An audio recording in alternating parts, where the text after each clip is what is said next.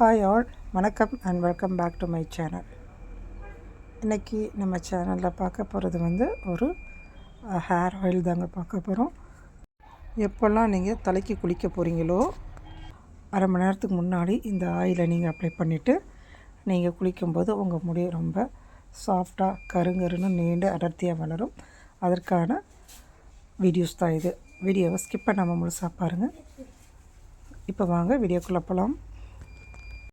இந்த எண்ணெயை காய்ச்சறதுக்கு முன்னாடி இதுக்கு என்னென்ன பொருட்கள் தேவை அப்படிங்கிறத வாங்க பார்த்துடலாம். 1 லிட்டர் தேங்காய் எண்ணெய் எடுத்துக்கோங்க. அது கூட கருவேப்பிலை ஒரு கைப்பிடி, மருதாணி ஒரு கைப்பிடி, வேப்பிலை, செம்பருத்தி பூ, செம்பருத்தி இலை, இது எல்லாமே ஒவ்வொரு கைப்பிடி எடுத்துக்கலாம். கற்றாழை, சோற்று கற்றாழை இருக்குது பார்த்திங்களா, அது ஒரு 2 லீஃப் எடுத்துக்கலாம். சின்ன வெங்காயம், நெல்லிக்காய், பீட்ரூட்டு.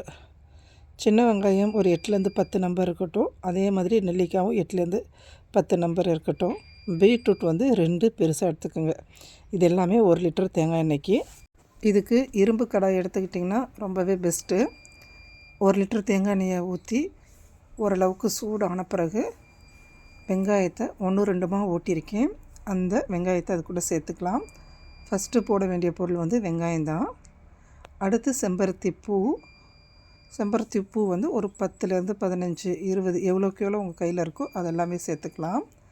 அடுத்து சோத்துக்கத்தாழை 2 லீஃப் எடுத்துருக்கோம் பார்த்திங்களா, அதை நல்லா க்ளீன் பண்ணிவிட்டு ஒரு 7-8 வாஷ் பண்ணின பிறகு அதை மிக்சியில் போட்டு அரைச்சி அதையும் இது கூட சேர்த்துருக்கேன். இப்போது நெல்லிக்காய் ஒரு 8லேருந்து 10 நம்பர் எடுத்துருக்கோம்ல, அதையும் மிக்சியில் 1-2 ஓட்டி அதையும் இந்த எண்ணெய் கூட சேர்த்துக்கலாம். கருவேப்பிலை, வேப்பிலை, மருதாணி, செம்பருத்தி இலை, இது எல்லாமே 1-2 மிக்சியில் அரைச்சி அதையும் இது கூட சேர்த்துக்கலாம். இப்போது இதில் இருக்க சாறு எல்லாமே கொஞ்சம் கொஞ்சமாக எண்ணெயில் இறங்க ஆரம்பிக்கும். அடுப்போட ஃப்ளேமை நம்ம முன்ன பின்ன கூட்டி குறைச்சி ஏற்றிக்கலாம். அடுத்து 2 பெரிய பீட்ரூட் எடுத்துருக்கோம் பார்த்திங்களா, அதை துருவி அதையும் இப்போது இந்த எண்ணெயோடு சேர்த்துக்கலாம். இப்போது இந்த எண்ணெய் கூட இது எல்லாமே மிக்ஸ் ஆகிடும். இந்த எண்ணெயை காய்ச்சறதுக்கு கிட்டத்தட்ட 1 மணி நேரத்துலேருந்து 1.5 மணி நேரம் ஆகும். இதில் நாம் சேர்த்த வேப்பிலை நமக்கு பேனு, பொடுகு இதெல்லாம் வராமல் தடுக்கும்.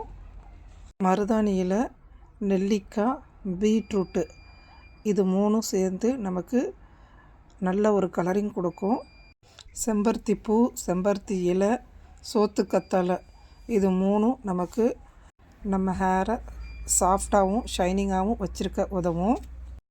இதில் சேர்த்துருக்க கருவேப்பிலை நம்மளுடைய முடியை கருப்பாக நீண்டு அடர்த்தியாக வளர்கிறதுக்கு உதவும்.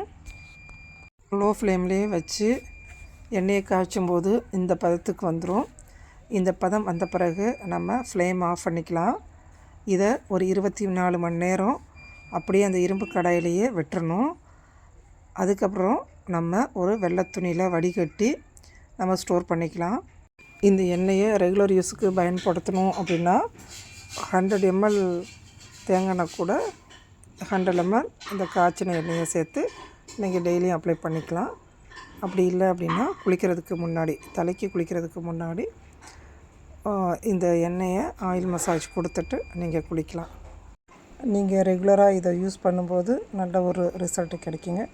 ட்ரை பண்ணி பார்த்துட்டு கமெண்ட் பண்ணுங்கள். தேங்க்யூ ஃபார் வாட்சிங்.